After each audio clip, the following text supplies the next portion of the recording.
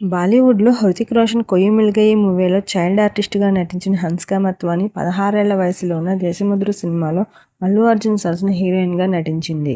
మొదటి సినిమాతోనే చాలా క్రేజ్ తెచ్చుకున్న హన్సిక 'మస్కా', 'కందిరీగ', 'సింగం' వంటి పలు హిట్ సినిమాల్లో నటించి ప్రేక్షకులను మెప్పించారు. అయితే తర్వాత సినిమా అవకాశాలు తగ్గడంతో ప్రముఖ వ్యాపారవేత్త అయిన సోహైల్ కతూరియాని ప్రేమించి 2022 డిసెంబర్లో వివాహం చేసుకున్నారు.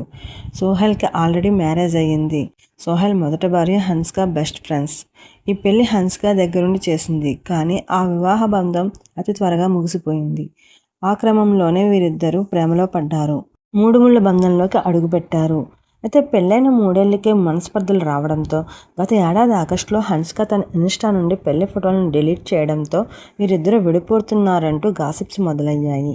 అయితే రీసెంట్గా మార్చి 11న సోహైల్ కతూరియా, హన్సిక మత్వానికి అధికారికంగా విడాకులు మంజూరయ్యాయి. వివాహ బంధానికి ముగింపు పలికారు.